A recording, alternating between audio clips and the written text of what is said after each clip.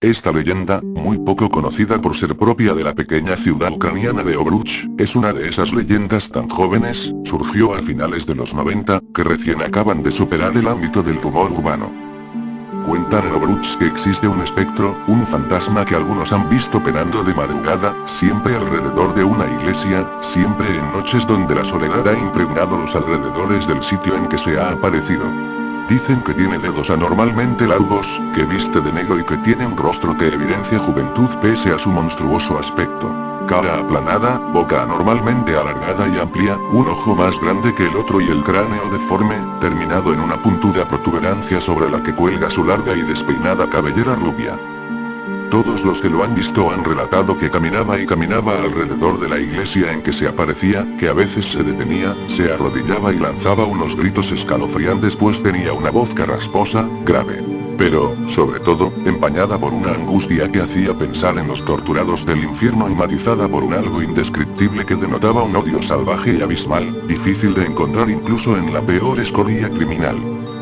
Pero lo más curioso de todo es que jamás ha sido visto antes de la 1 de la madrugada y que siempre, en todas sus apariciones, no ha habido nadie o prácticamente nadie cerca de la iglesia elegida. Es como si no quisiera ser visto, como si evitara dar a conocer su identidad. Además se cree que solo se manifiesta cuando no hay luna. Quienes han tenido el valor de acercarse le han contado que el espectro salía de su abstracción, todos dicen que siempre estaba como absorto en sus pensamientos, que se volteaba, rugía potentemente, se tiraba al suelo delante del testigo, miraba hacia arriba con gesto agonizante y, después de que sus ojos se volvían completamente negros, su cuerpo translúcido se llenaba de fuego y el espectro desaparecía entre alaridos de dolor y su oscuro origen. Nada cierto se sabe sobre cómo empezó todo. No obstante, no más de 5 años tuvieron que pasar desde el inicio de las apariciones para que una versión sobre su origen se hiciera conocida y terminase siendo aceptada como real. Nota introductoria para entender el supuesto origen de la leyenda. En 1986 se dio la famosa tragedia de la central nuclear de Chernóbil.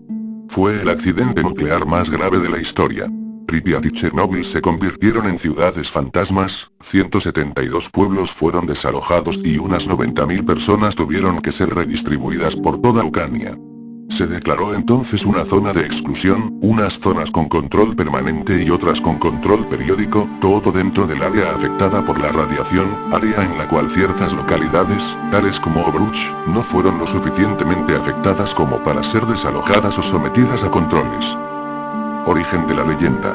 Inmediatamente después de la tragedia de Chernóbil, unas cuantas familias emigraron a Ovruch en busca de una nueva vida. No obstante, cuentan que a inicios de los 90 una viuda madre de 5 hijos llegó tras haber sido expulsada de Pripyat, una ciudad fantasma que fue declarada parte de la zona de exclusión que el gobierno soviético, en ese entonces Ucrania era parte de la URSS, decretó tras el desastre nuclear. En otras palabras, la mujer y sus hijos habían estado viviendo en Pripyat sin que los controles los detectaran, lo cual no es muy difícil de creer teniendo en cuenta que, incluso en la actualidad, existe la leyenda urbana de que en Pripyat vive gente y, según dicen, al llegar a Ovruch la mujer y sus hijos fueron conducidos a la casa de un tío, donde llevaron una vida relativamente normal hasta lo ocurrido a comienzos de 1996. Solo 2 detalles hacían que su vida no fuera completamente normal. El primero, que nunca se vio salir a la calle al menor de los 5 hijos, únicamente se vio a los otros 4. El segundo, que de vez en cuando se escuchaban gritos de dolor provenientes de la casa. Sin embargo, en cierta fría madrugada todos los vecinos del barrio se despertaron tras oír gritos en una casa. Los odio, los odio. Era lo único que todos recuerdan escuchar aparte de unos cuantos chillidos de angustia, las detonaciones de una escopeta y los estoy ardiendo. Previos a la escena del joven envuelto en llamas que salió a revolcarse en la acera mientras su vida se apagaba. Tras venir a la escena, la policía encontró muerta a la madre, al tío y a los 4 hermanos del joven que al parecer se había autoincinerado. La prensa no dio mucha importancia al asunto. Nadie supo con certeza el porqué, simplemente se especuló que había existido presión policial para que el suceso cayera en el olvido y algunos vecinos le habían dicho a la policía que a veces habían oído gritos de dolor provenientes de la casa. Alguien incluso afirmó escuchar una vez lo siguiente: mi cuerpo se quema, todo es tu culpa por quedarnos en Pripyat, vieja estúpida. No obstante, la policía le restó importancia creyendo que era un simple individuo en busca de protagonismo. Con todo, lo último que se supo fue que, según los análisis forenses, no existía gasolina u otro compuesto que permitiese pensar que el joven se había suicidado autoincinerándose. Al parecer, era un extraño caso de combustión espontánea ligado a lo que los forenses catalogaron como alteraciones genéticas. Síntesis y explicación sobre la difusión del supuesto origen de la leyenda.